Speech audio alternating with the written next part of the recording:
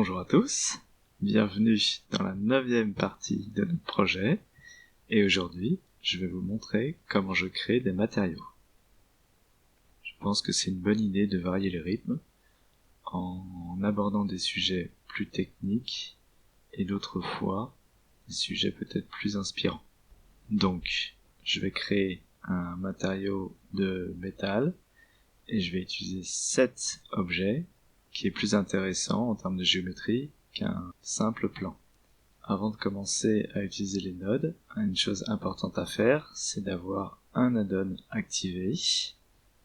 Pour cela, allez dans le menu Edit en haut de l'écran, appuyez sur Préférences, et dans le tab Add-on, cherchez celui appelé Node Wrangler.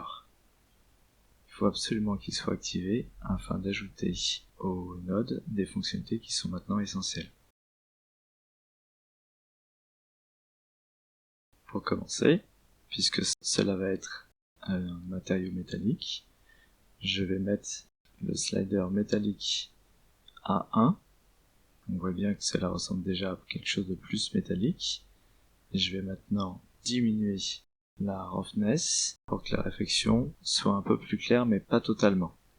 Ce que j'aime faire quand je crée un matériau, c'est de penser à son histoire et aussi au contexte.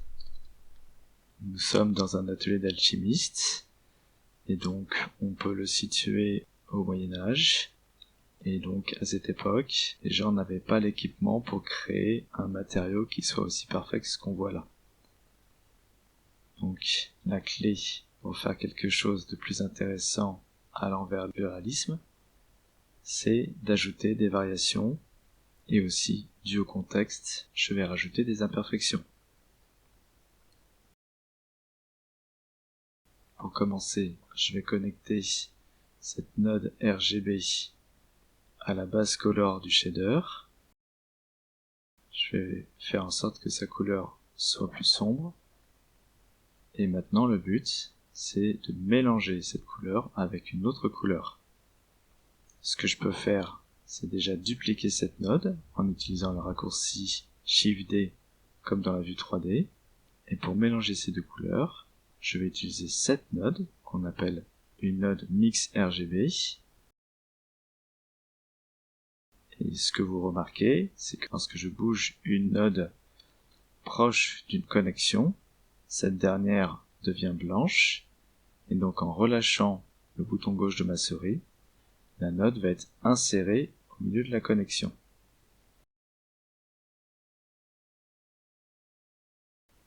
La première couleur est connectée à l'entrée appelée Color 1, et je vais maintenant connecter la seconde node à l'entrée appelée Color 2.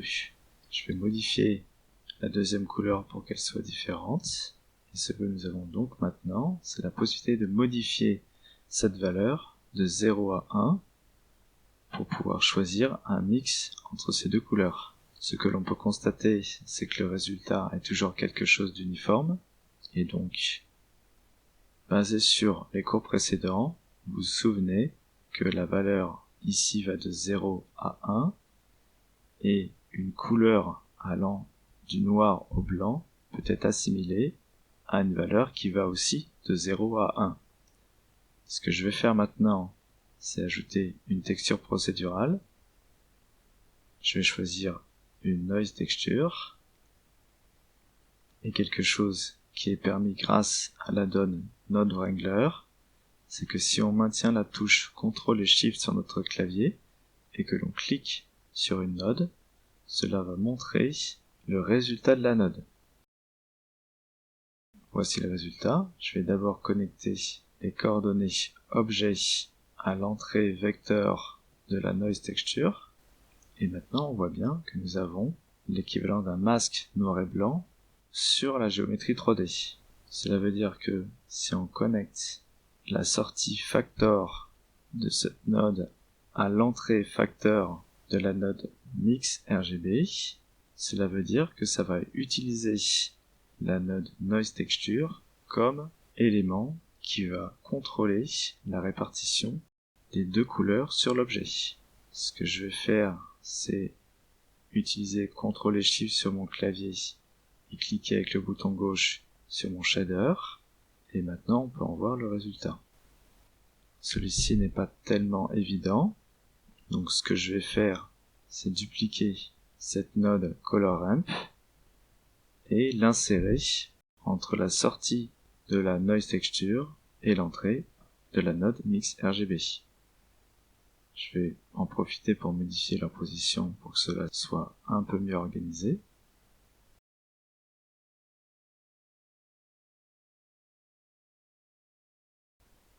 Voilà. Et bouger cette partie sur la droite. Et maintenant, si on peut regarder la sortie de la color ramp, c'est exactement la noise texture qu'on avait avant. Si je modifie ces sliders, je peux avoir plus de contraste sur ma couleur, donc un mix beaucoup plus visible que ce que nous avions avant.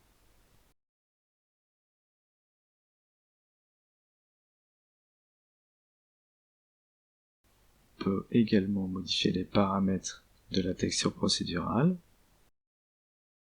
Et maintenant, si on regarde le résultat, on voit bien la différence entre les deux couleurs d'entrée et leur répartition. Tout cela basé sur la noise texture.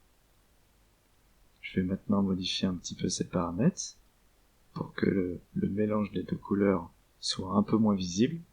Cela est plus intéressant d'avoir quelque chose de plus subtil. Et donc, comme évoqué précédemment, ce que je vais faire, c'est ajouter des imperfections. Je vais ajouter des sortes de points noirs basés sur mon idée que pour faire cet objet métallique, ils ont peut-être mélangé différents types de métaux qui ont fait que nous avons peut-être des couleurs différentes sur l'objet.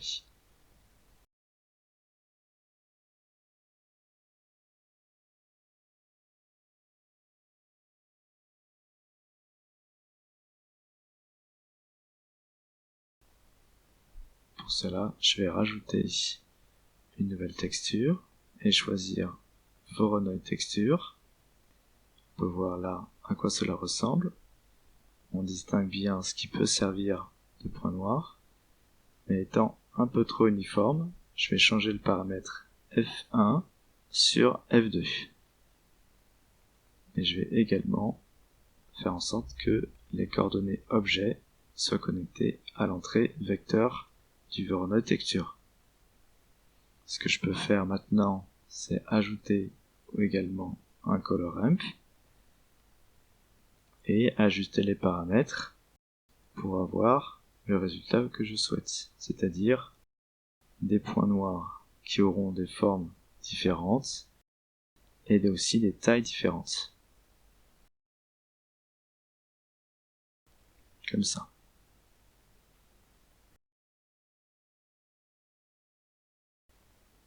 Ce que nous devons faire maintenant, c'est mélanger la sortie de cette node Mix RGB avec la sortie de ce color ramp. Pour les mixer ensemble, je vais dupliquer la node Mix RGB et ensuite prendre ces points noirs pour les mettre au-dessus de ce que nous avions avant. Si j'utilise la node Mix RGB, voici le résultat. Si le facteur est à 1, on voit seulement ce qui est associé à l'entrée color 2, et si je modifie le facteur jusqu'à 0, on voit seulement ce qui arrive par l'entrée color 1. Et on voit bien que de mixer simplement les deux ne donne pas un résultat convenable, du moins pour moi. Ce que je vais donc faire, c'est modifier la manière dont ces deux entrées sont mélangées en passant de mix au mode darken, et cela nous permet de faire en sorte que seulement les points noirs de la deuxième entrée soient ajoutés à ce que nous avons sur la première entrée. On peut voir que seuls les points noirs sont ajoutés, et maintenant la valeur de facteur me permet de les rendre plus ou moins visibles. Je vais choisir un paramètre qui fait en sorte que ce soit subtil, et maintenant, si on regarde le résultat final, Ne pas oublier que toutes les nodes soient bien connectées. Voilà ce que nous obtenons. Un mélange de couleurs plus des points noirs. Je peux également modifier les paramètres pour arriver à quelque chose qui me convient.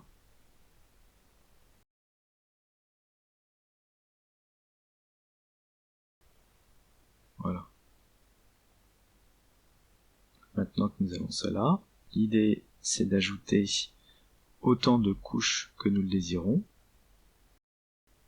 Et de même que les points noirs étaient expliqués par un mélange de métaux différents, ce que je vais ajouter ensuite sont des égratignures, puisque j'imagine que l'objet est peut-être abîmé.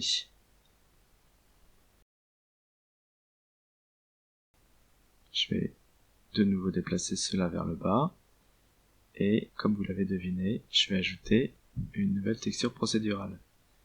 Je vais choisir à nouveau une noise texture, connecter les coordonnées objets à cette dernière, et si on regarde à quoi ça ressemble, je vais modifier une partie des paramètres, le scale,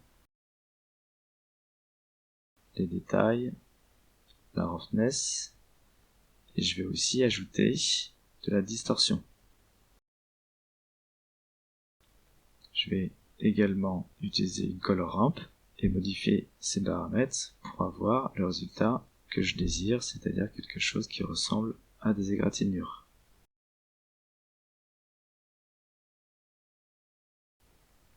On peut faire un aller-retour entre chaque paramètre.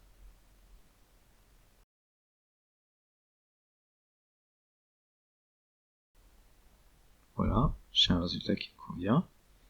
Et de nouveau, ce qu'il me faut faire, c'est mélanger la sortie que nous avions précédemment à ces égratignures que nous venons de créer. Je vais donc dupliquer ma node qui est en mode darken, connecter les deux entrées comme tout à l'heure, déplacer ceci encore pour que ce soit bien organisé, et connecter la sortie au shader. Ici, je regarde le résultat. Nous avons bien, comme voulu, nos points noirs et nos égratignures, que je peux rendre plus ou moins visibles.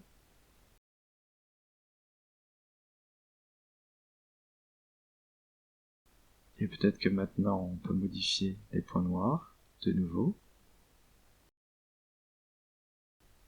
Et maintenant, nous avons la couleur de l'objet. Ce que l'on constate, si on regarde de plus près, c'est que la roughness de la surface, sa rugosité, est toujours uniforme. Ce que nous pouvons faire donc pour modifier ça, c'est se baser sur ce que nous avons déjà établi, c'est-à-dire que la première noise texture, la seconde Voronoi texture et la troisième qui est aussi une noise texture nous donnent des images en noir et blanc que nous pouvons appeler des masques. Et ceux-ci peuvent être utilisés pour dire au logiciel d'affecter les parties blanches par quelque chose et les parties noires par quelque chose d'autre. La roughness peut être contrôlée par une node value. Je vais donc en connecter une à l'entrée roughness, en regardant peut-être la valeur qu'il a actuellement, 0,341. Ainsi, je peux la reporter sur cette node, 0,341. Donc maintenant, nous sommes censés avoir le même résultat. Et ce que je veux faire maintenant, c'est mélanger ces valeurs basées sur les masques que nous avons. Donc pour commencer, je dois avoir une deuxième valeur en dupliquant la première. Et pour voir le résultat, je peux soit prendre sa sortie et l'emmener jusqu'à la connexion d'entrée du shader, ou grâce à l'add-on Node Wrangler, maintenir la touche CTRL sur mon clavier appuyé et prendre d'un clic gauche la sortie pour la passer d'une node à l'autre. on peut voir le résultat maintenant. Et ensuite, ce que je veux, c'est avoir une valeur de roughness plus haute pour que le matériau soit moins réfléchissant. Peut-être qu'en comparaison, je devrais rendre celui-ci plus réfléchissant. Et maintenant, pour mélanger ces deux valeurs, je vais utiliser une node mix RGB en mode mix, la connecter et attacher la deuxième valeur sur l'entrée color 2. Donc la valeur de facteur 0, donc une couleur noire, va afficher la valeur qui est en entrée de color 1 et une valeur de facteur A1 qui représente la couleur blanche va afficher ce qui est en entrée color 2. Si on utilise ce masque comme le facteur qui détermine où sont situés les points noirs par rapport au reste de l'objet, donc dans la partie noire, nous voulons la partie qui réfléchit le moins, donc avec une valeur de roughness la plus grande, celle-ci. Et dans la partie blanche, le contraire. Donc il me faut inverser l'ordre de connexion de ces nodes, comme ceci. Et maintenant, je peux utiliser la sortie comme un facteur pour mixer ces deux valeurs.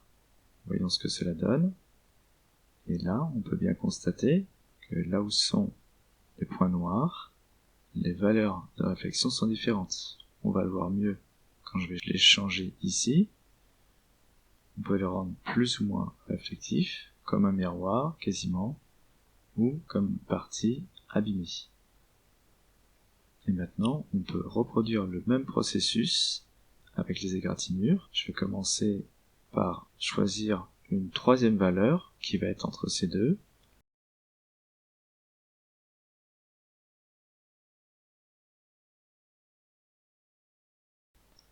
Donc ça nous donne 0,38 environ. Et maintenant, pour les mixer avec ce que nous avions avant, je vais utiliser ce masque-là, celui des égratignures. Dans la zone blanche, je veux avoir ce qui était avant, et dans la zone noire, la nouvelle valeur que nous avons créée. Donc si je duplique cette node,